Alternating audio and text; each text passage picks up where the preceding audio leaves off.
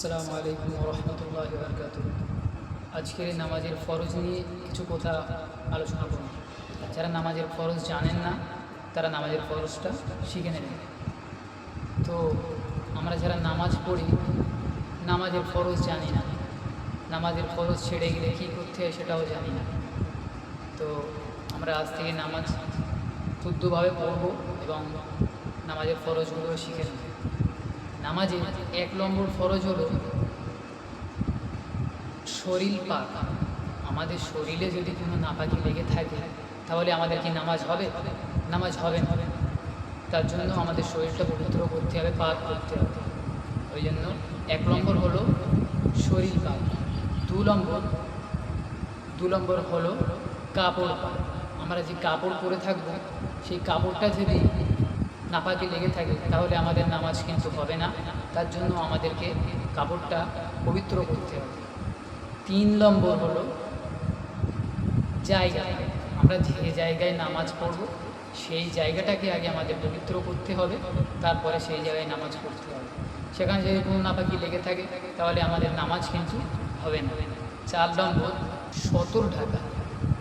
এক কথায় মেয়েদেরকে মুখমণ্ডল এবং হাতের কবজি পর্যন্ত এবং পায়ের পাতা পর্যন্ত খোলা রেখে পুরো শরীর ঢেকে রাখে। আর ছেলেদের নাভির নিচে থেকে, নাভির উপরে থেকে আর পায়ের হাঁটুর নিচে পর্যন্ত ঢেকে রাখলে হবে। এটাকে বলে সতর ঢাকা। ৬ নম্বর কিবলামুখ হওয়া। কিবলার দিকে হয়ে নামাজ পড়া। আমরা যদি কাবা শরীফের দিকে না ঘুরে আমরা যদি অন্য সাইডে ঘুরে যদি নামাজ পড়ি আমাদের কিন্তু নামাজ হবে না। তার জন্য আগে আমাদেরকে জেনে নিতে হবে যে কিবলা কোন দিকে, সেই দিকে আমাদের ঘুরে নামাজ পড়তে হবে। ৭ নম্বর নামাজের নিয়ত করা। নামাজের নিয়ত যদি না তুমি করো তাহলে তোমার নামাজটা হয়তো নামাজের ভিতরে অন্য অন্য কিছু মনে আসবে, কোথায় বাড়িতে কী হচ্ছে এইসব মনে আসবে, কোথায় আমার খেতে ঘড়ি পড়ছে এইসব মনে আসবে। তার জন্য নামাজের নিয়ত করা, নিয়ত করে একটা জিনিস করলে সেই জিনিসটা সফল হয়, শুদ্ধভাবে হয়। এটা নামাজের বাইরের ফরজ, এটাকে বলা হয় আহকাম। আর নামাজের ভিতরে ৬টি ফরজ আছে, সেটাকে বলা হয় আরকান। নামাজের ভিতরে ১ নম্বর ফরজ হলো তাকবীরে তাহরিমা বলা। মানে তাকবীরে তাহরিমা বলা মানে দাঁড়িয়ে হাত উঁচু করে আল্লাহু আকবার বলে ওটা নিয়ত করা, এটাকে বলে তাকবীরে তাহরিমা বলা। ২ নম্বর কিয়াম করা মানে হচ্ছে সোজা দাঁড়িয়ে নামাজ পড়া। এবার দাঁড়িয়ে যদি নামাজ পড়ার সামর্থ্য না থাকে বসেও পড়া যাবে, বসে পড়লেও হবে। এবারে বসেও পড়া যদি সামর্থ্য না থাকে তখন ইশারায় পড়তে হবে। এবারে ৩ নম্বর হলো কিরাত। নামাজের ভিতরে যদি কেউ কিছু না পড়ে নামাজ পড়ে তার কি নামাজ হবে? তার জন্য আমাদেরকে